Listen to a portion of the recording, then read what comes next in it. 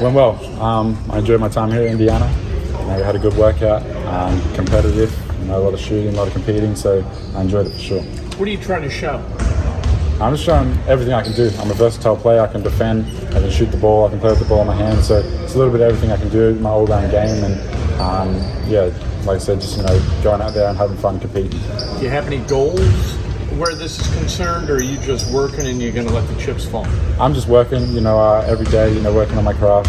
I enjoy playing basketball, so anytime I can get in the gym and put in work, I enjoy that, and having fun playing, chasing my dream of playing in the NBA. So I guess just having fun with the process, enjoying the work, and working on every aspect of my game.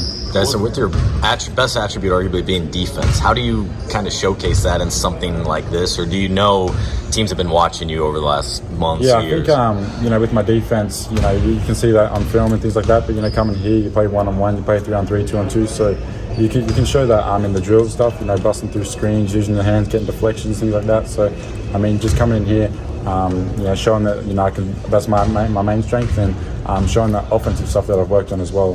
It's come a long way. How limited have you been in terms of accepting workout invites like this?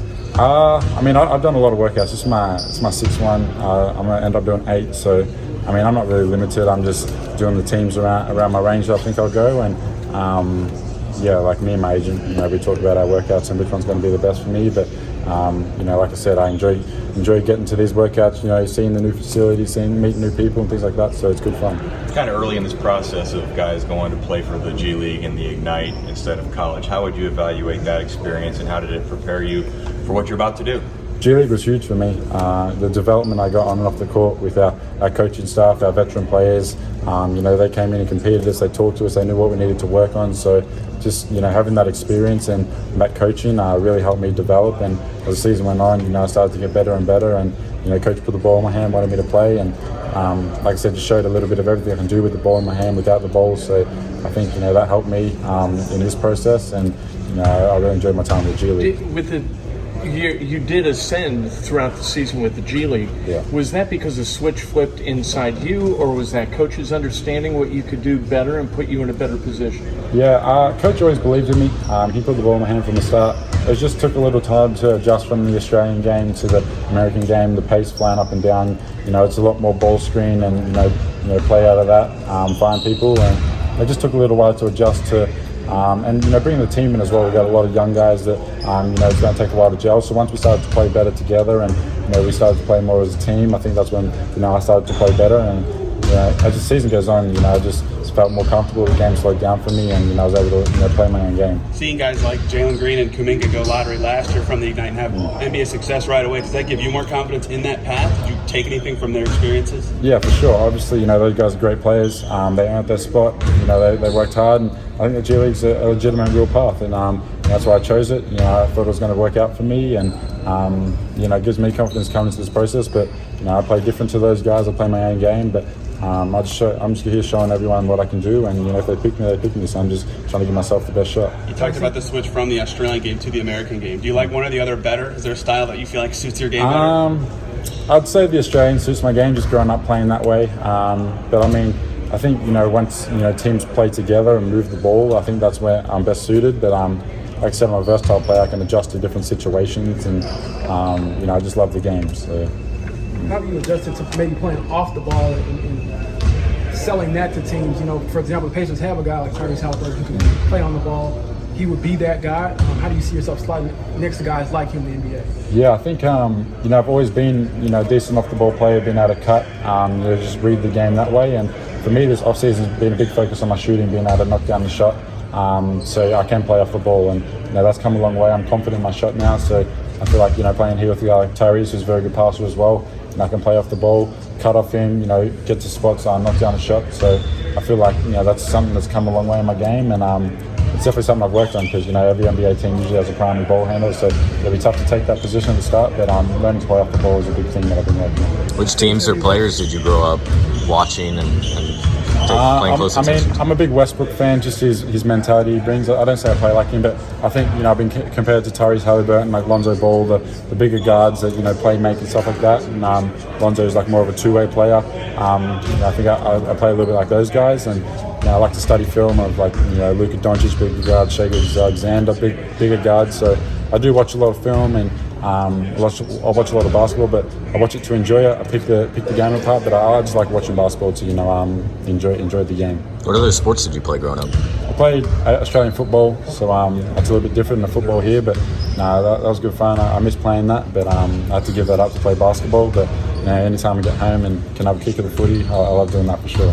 What teams have you worked out for, and what teams are you still going to work out for? So I started at Portland, went to the Spurs, the Pelicans, and the Knicks, Detroit, and then I got Washington and the Kings left. So. How do you keep it all straight when you're traveling and maybe, I guess, soak in these opportunities without, I guess, it becoming more overwhelming than it is? I mean, the stakes are high. You just got to push through it.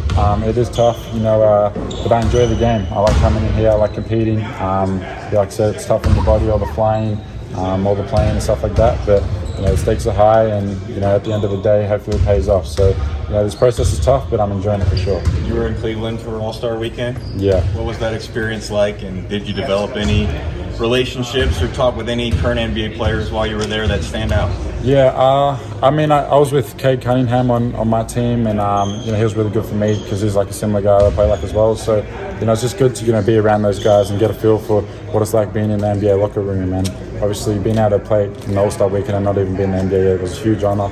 I just enjoyed the whole process, meeting new people, watching the AllStar game and things like that. So I just really enjoyed that for sure. Did defense come naturally to you, or at what age did you kind of commit yourself, hey, this is one area I can master? It is a little bit of my natural game, but once I realized that it's something I'm good at with my hands and my feet, my lateral quickness, then defense is all about heart and hustle and effort. So just making sure I bring that every time, compete, be physical, fight through screens, and if you can play that and you have the technique down pat, I think it helps you a lot. But I think I do have the skill that defenders have, but like I said, it's a lot about just heart and hustle. So. What did it mean to get an invite to the green room? And I assume your family will come over then from AllStar. Yeah, no, that's huge for me.